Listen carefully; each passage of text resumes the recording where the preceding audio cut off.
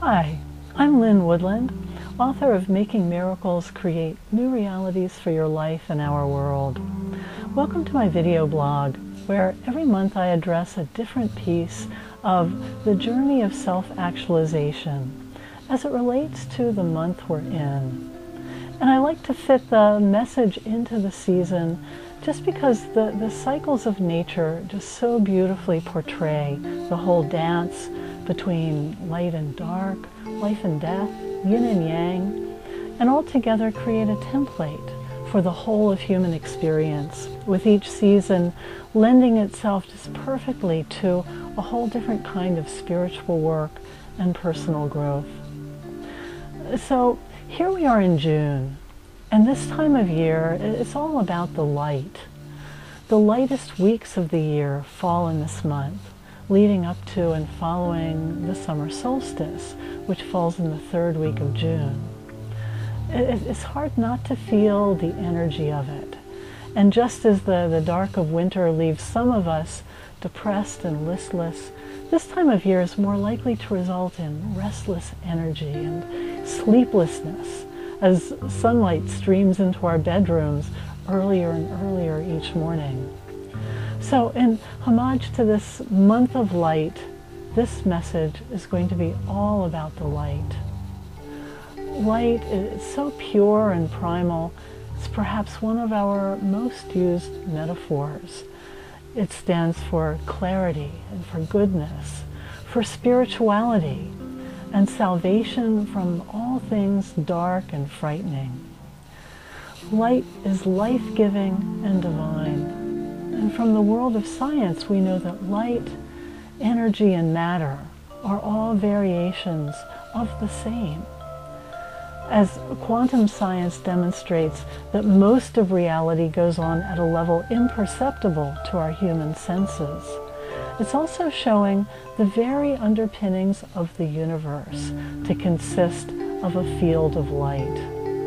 In the 1970s, the highly distinguished physicist Hal Puthoff pioneered study into the mysteries of this energy field, which is called the zero-point field, and he's since been followed by many others. Now, the zero-point field essentially is the energy left in a space when all possible matter and energy are removed. And this remaining field comprises literally a supercharged sea of light backdrop to everything. And physicists have theorized that if we learn how to tap it, it could become a limitless energy supply, meeting all of our current needs and even enabling Star Trek-like space travel. To quote the well-known physicist Richard Feynman, he says, "The energy in a single cubic meter of space is enough to boil all the oceans of the world," end quote. So, as physicists are working to explain and tap this incredible ocean of light, there's another very different glimpse into the light coming from the growing body of research on those who've had near-death experiences. Because consistently, people who have clinically died and then been revived tell a very similar story of coming into contact with a mystical light. And these experiences are profoundly transforming, leaving the survivors forever changed. They have a measurably higher zest for life than the general population. They're healthier. They're even more apt to have psychic abilities. So, could it be that the cessation of life as we know it in a physical body actually allows these individuals to have a perceptual awareness of the zero-point field and tap into its unlimited power? And might there be something we can learn from their experience that would help us to tap into this energy without having to go through physical trauma first? Perhaps the key lies in another consistency to their stories. Invariably, they describe the light as being synonymous with unconditional love. This mystical light that people experience is far from cold or neutral. Rather, it's something powerfully benevolent. I think it's much like what religions of the world have called God.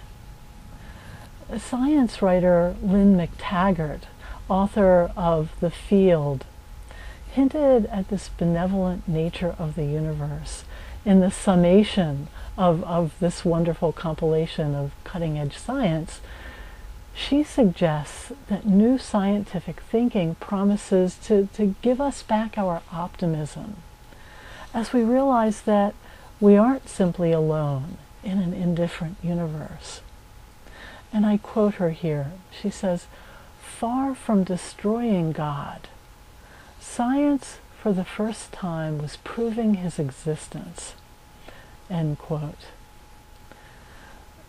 Now, scientists are working on machines to extract energy from the zero-point field.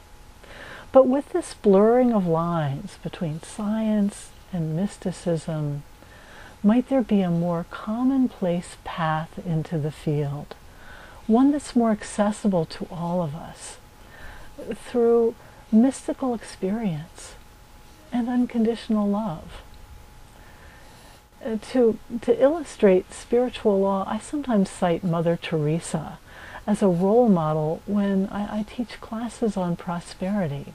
A little paradoxically, because Mother Teresa lived such a simple life among the poor that we tend not to think of her as a role model of prosperity.